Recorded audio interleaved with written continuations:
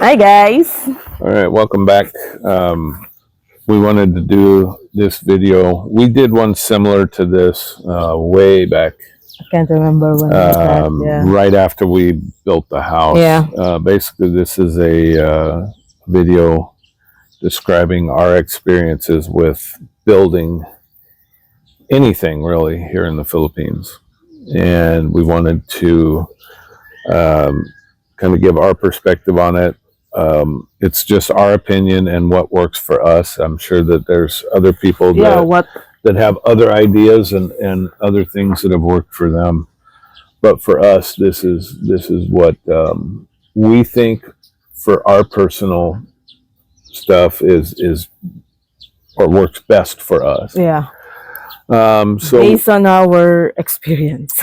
we've if you look through YouTube and look at videos of foreigners or really anybody building anything over here in the Philippines, you'll find different videos that have various levels of problems, whether it's with money or whether it's with the quality or just time frame or whatever it may be. You'll find issues with builds, and we're not saying that we haven't had some issues over our builds on this property, because we have had some relatively minor issues with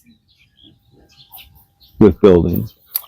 So generally, for our experience here, generally, you run into a few different things here when you're like building a house or whatever. You get a hold of an architect.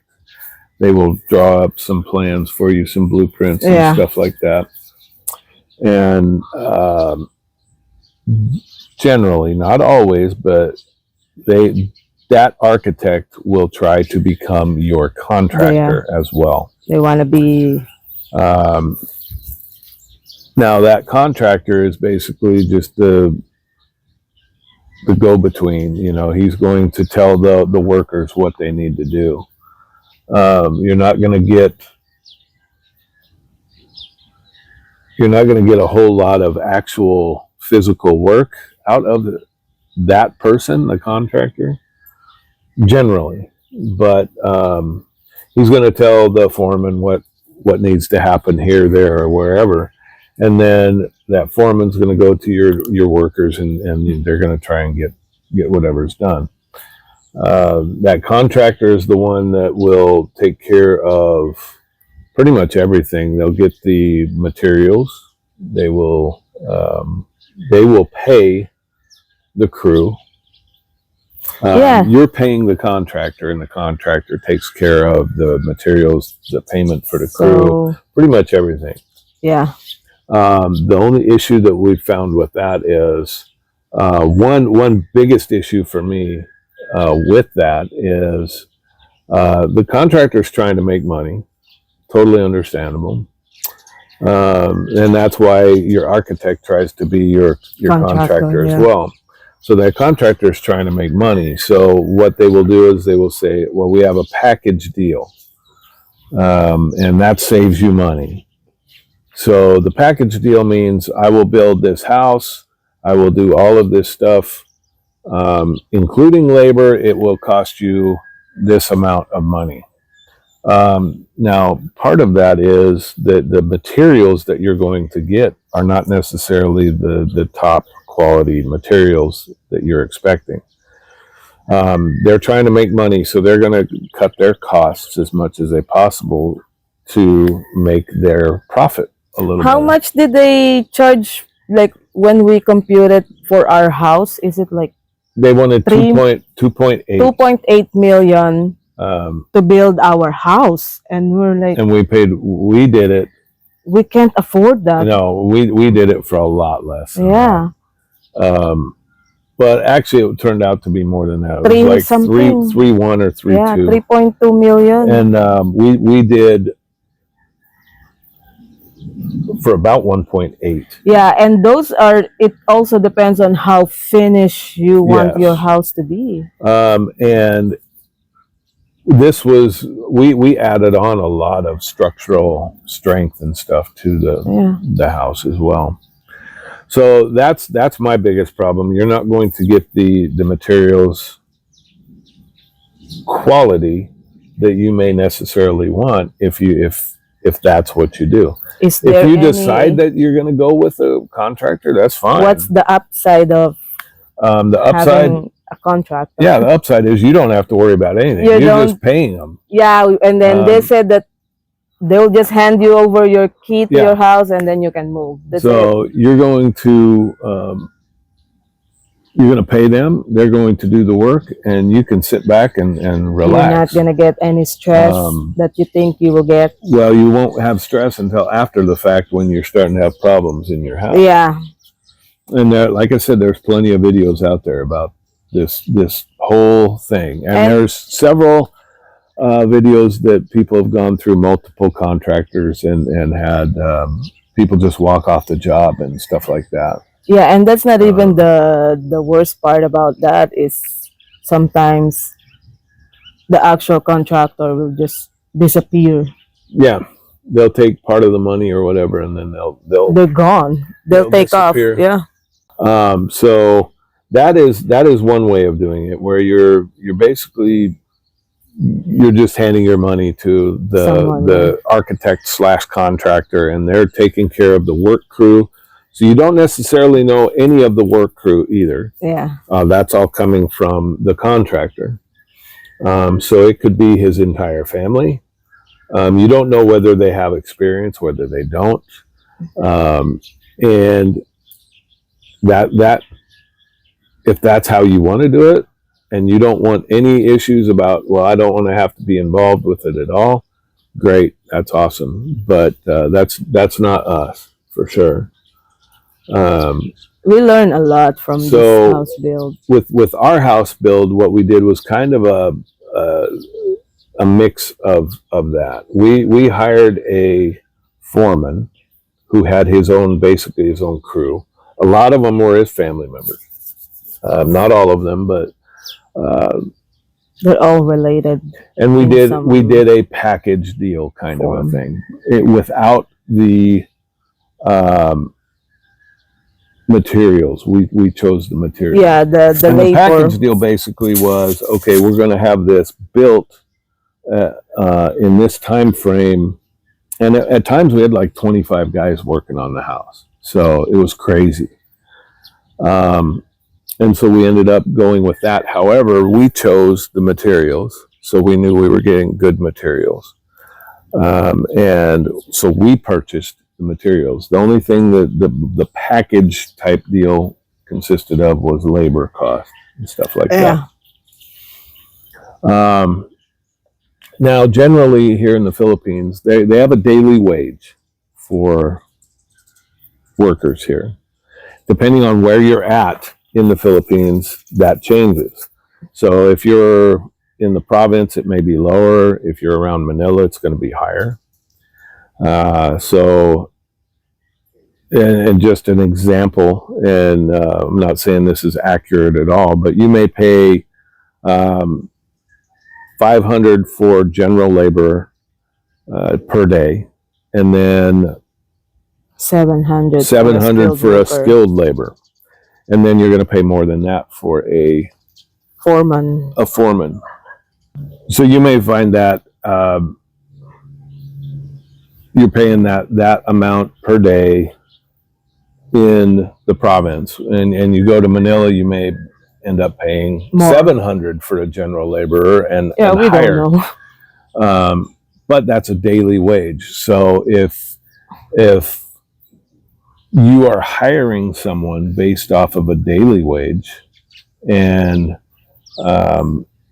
you're going to be able to keep track of what you're spending a lot more than if you do a package deal, in my opinion.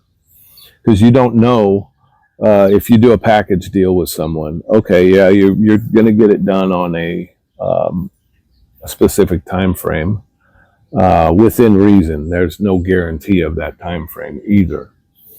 But when you have 25 people jamming away on your house trying They're to get rushing, stuff done, yeah. they're rushing some They're things. rushing stuff. And we have found several things that needed a little bit more time spent on them, and they weren't. And we've run into a few issues here and there as far as that kind of thing goes. Overall, the house was done well. But over time, once you've moved into it, and you know, there's some things that they kind of forgot to do, and we had to have them come back out and finish it. Some vents and some stuff like that. So you will you'll find some issues no matter what way you do it. I think you'll find issues that maybe could have been done differently throughout the build. If you're basically okay with handing over the control and everything to a contractor, and you're just giving them the money and you just get your keys in return, and you will move. You're not necessarily going to spend a whole lot of time watching how it's built or making sure that it's done the way you want it to. You just want it done, and you move on with your life. Basically what we want, so you can do the contractor, which takes care of everything. You can do it kind of like what we did, where we were kind of the contractor, where we took care of the materials and that kind of thing. But then we paid the foreman, who then paid the individual workers. So that worked okay. Yeah. But now after we have built multiple things on the property, I think what we feel most comfortable with is not only are we going to be the contractor, we find the crew, but we have our own crew, and we have had some issues with some workers over time that don't work for us any longer. But we have also found some really good workers that we continue to bring back. If you watch our videos, you know that our crew that have put this carport up, and the cottage and the fence and you know, a lot of things, they have been with us for a while, and we like their work. They know us, we know them. They come back for more work for us, and they know that we pay a daily wage, and we do not underpay. We pay a decent wage, and we provide food, snacks, all of that for them, which is you don't find here hardly at all. So they know that they get treated well here. We don't ignore their work, but we're not standing over their shoulder watching them 24 hours a day, you know, watching every little thing they do. They know I expect good work, and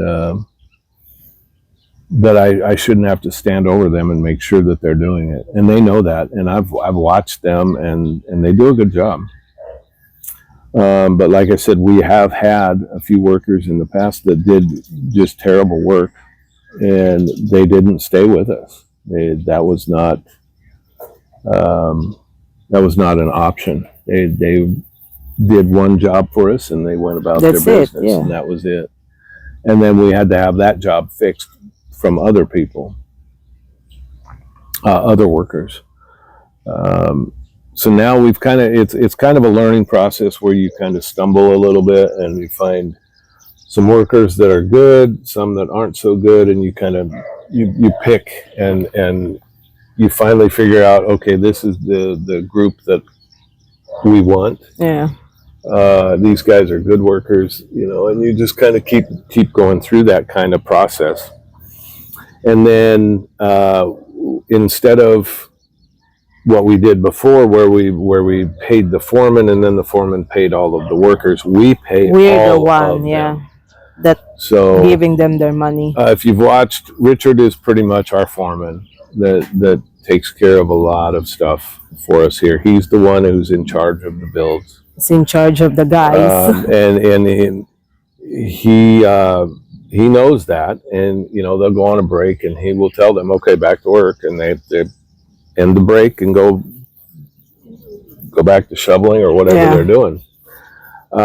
So he knows that, but we don't put any more on top of him as far as him having to pay the guys or anything like that. So that is actually a big deal too, because we know that all of our laborers are, whether it's a skilled laborer or a welder or whatever it may be, we know what they're doing every day, and we know that the workers that we have chosen to come back is they are doing a job that's worthwhile, and that our money per day is being spent in a good way. So we've looked at the way it was done before, where we had this kind of willy-nilly, and you pay this package deal, and you're overpaying. In my opinion, you're overpaying. And I get it. The foreman and the contractor and all those guys are trying to make money, and I understand that. But on the opposite of that is we are trying to build in a budget, and we want to get quality work while taking care of our workers. But staying in a budget, within a budget. And the only way for us to do that is to take care of the contracting stuff and paying everyone individually. We don't hand over a bunch of money and have the foreman pay everybody, because then you're going to run into some issues there at some point. So going forward, we know that's probably for us, that is the best way of doing it. Madeline even knows about a lot of construction stuff now, which she had no clue before. Oh, it's stressful, but I think it's the way to go. Well, and it, to a degree, it is stressful, but once you've learned a little bit, at least you know something. Yeah, once you've learned a little bit about the construction, the way construction happens over here, it makes it a lot easier. Yep. So all of the stuff, the cottage, the carport, the shed, the pump house, the dirty kitchen, all of that has all been learning experiences for us. Oh yeah. And some of those little jobs have given us the opportunity to look at some workers and say, maybe they're not the right one for us. It's the last time you work for us. And now we're at a point where when we need work done, we know exactly who we're calling. Who to call. And they also know that they can recommend people to come in and to work as well. And they know what we want in our workers, and they try to stick with that, and they know that their reputation, they don't want to be embarrassed by somebody that they recommend. And so everybody is different, and everybody can do what they feel is most comfortable for them, but for us, for pretty much everything involved, for your budget, for your time frame, we found that if you have a smaller crew that you not necessarily control, but you can pay attention to, and they can focus specifically on jobs, work goes up quick. Oh yeah, like this carport here. Even the cottage.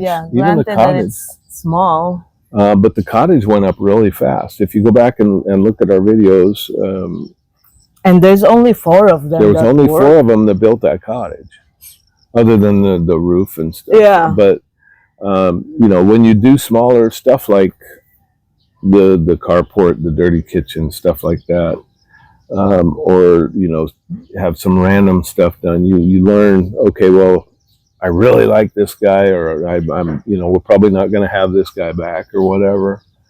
I think that's a normal process, but I think now we have a good crew that we have been able to, you know, use multiple times. And they don't mind working for us if they are available. Yes. Well, and they